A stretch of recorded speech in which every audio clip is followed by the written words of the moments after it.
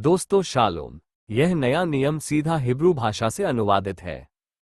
इसमें आपको असली हिब्रू शब्द मिलेंगे। आप इसे कृपया प्रार्थना और समर्पण के साथ अध्ययन मनन करें। धन्यवाद। मत्तित्याह अध्याय 1 पद। अब्राहम के पुत्र, दाविद के पुत्र, याशुआ मशाख के वंशावली की पुस्तक। 2 पद।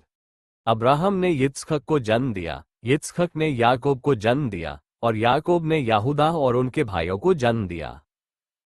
3 पद। यहूदा से पेरेज और तामार से जेराख उत्पन्न हुए, पेरेज से खेतस्त्रोन उत्पन्न हुए, और खेतस्त्रोन से राम उत्पन्न हुए। 4 पद। राम ने अमीनादाब को जन्म दिया, अमीनादाब ने नक्शोन को जन्म दिया, और नक्शोन ने सलमोन को जन्म दिया। 5 पद।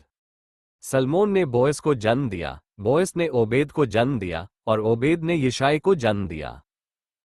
6 पद। यिशाय ने राजा दाविद को जन्म दिया, दाविद ने उस स्त्री से श्लोमो को जन्म दिया जो उरिय्याह की पत्नी थी। 7 पद। श्लोमो से रेखाब्याम उत्पन्न हुए, रेखाब्याम से अबिय्याह उत्पन्न हुए, और अबिय्याह से असा उत्पन्न हुए। 8 पद। असा से याहोशाफात, याहोशाफात से योरम, और योरम से उजियाहू उत्पन्न हुए। 9। उजियाहू योथाम के पिता थे, योथाम आखाज के पिता थे, और आखाज खिजकियाहू के पिता थे। 10 पद।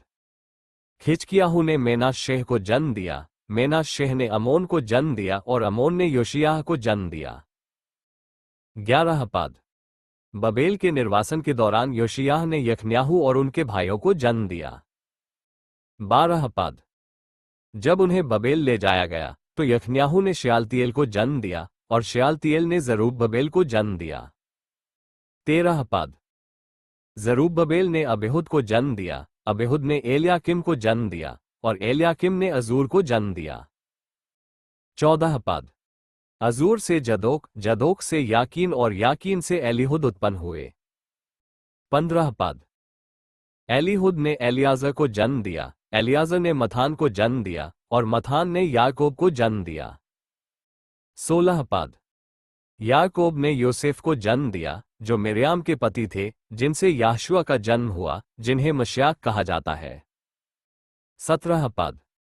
और अब्राहम से दाविद तक की सभी पीढ़ियां 14 पीढ़ियां हैं, और दाविद से बबेल के निर्वासन तक की 14 पीढ़ियां हैं, और बबेल के निर्वासन से मशाख तक की 14 पीढ़ियां हैं। 18 पद। याशुआ मशाख का जन्म इस प्रकार हुआ, जब उनकी माता मिर्याम की सगाई योसेफ से हुई, तो उनके मिलन से पहले ही वह रुआक कोदेश अर्थात पवित्र श्वास से गर्भवती पाई गई।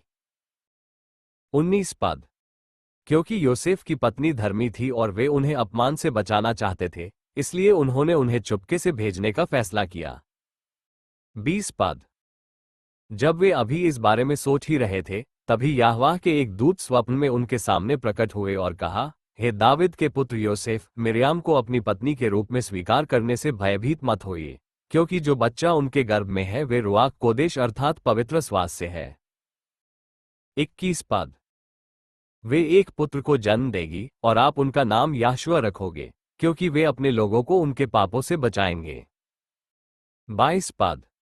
ये सब इसलिए हुआ कि जो याहवाह ने भविष्यवक्ता के माध्यम से कहा था वो पूरा हो सके। 23 पद।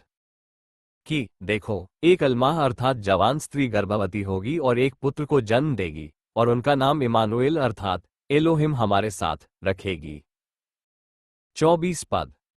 उसके बाद योसेफ काफी देर तक सोते रहे, और उन्होंने याहवाह के दूत की आज्ञा का पालन किया, और उन्होंने अपनी पत्नी को अपने साथ ले लिया।